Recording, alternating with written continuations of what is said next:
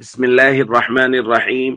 عن جابر رضي الله تعالى عنه قال قال رسول الله صلى الله تعالى عليه وسلم الشهادة سبع سوى القتل في سبيل الله الحدیث رواہ ابو داؤد۔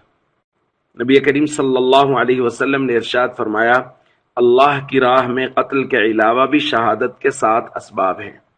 پھر تفصیل بیان فرمائی، المطعون شہید، فرمایا طاعون کے مرض میں فوت ہونے والا شہید ہے، والغریق شہید، اور وہ جو پانی میں ڈوب جائے وہ شہید ہے، وصاحب ذات الجنب شہید، ذات الجنب کے مرض میں فوت ہونے والا شہید ہے۔ ذات الجنب کی کچھ لوگوں نے نمونیہ سے تشریح کی ہے اور کچھ نے اس کے علاوہ بھی۔ والمبطون شہید، جو پیٹ کے مرض میں فوت ہو جائے وہ شہید ہے۔ وصاحب الحریق شہید، اور جو آدمی جل کے فوت ہو جائے وہ شہید ہے۔ والذی یموت تحت الہدم شہید، اور وہ جو دیوار وغیرہ کے نیچے آ کے، کسی بوجھل چیز کے نیچے آ کے فوت ہو جائے وہ شہید ہے۔ والمرأة تموت بجمع شہید، اور وہ عورت جو بچہ جننے کے درمیان، ولادت کے درمیان فوت ہو جائے وہ بھی شہید ہے۔ دوستو، جیسا کہ بات کی جا رہی ہے کہ بیماری جو ہے وہ اللہ کی طرف سے رحمت ہوتی ہے، عذاب نہیں ہوتی۔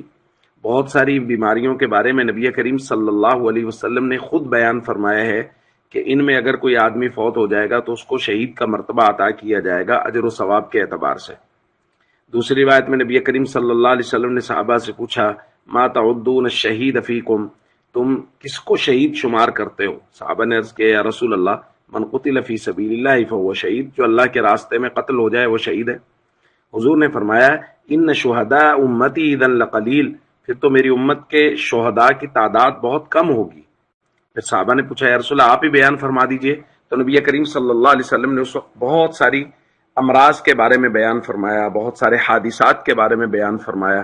کوئی آدمی دیوار کے نیچے آ جائے، کوئی آدمی ڈوب جائے، کوئی آدمی جل جائے، عورت جو بچے کی ولادت کے درمیان یا ولادت کے بعد فوت ہو جائے۔ تو یہ ساری صورتیں نبی کریم صلی اللہ علیہ وسلم نے فرمایا ہے کہ یہ شہید کی ہیں، اور جو ان امراض یا حادثات میں فوت ہوگا اللہ اس کو شہادت کا مرتبہ نصیب فرمائے گا۔ السلام علیکم ورحمۃ اللہ وبرکاتہ۔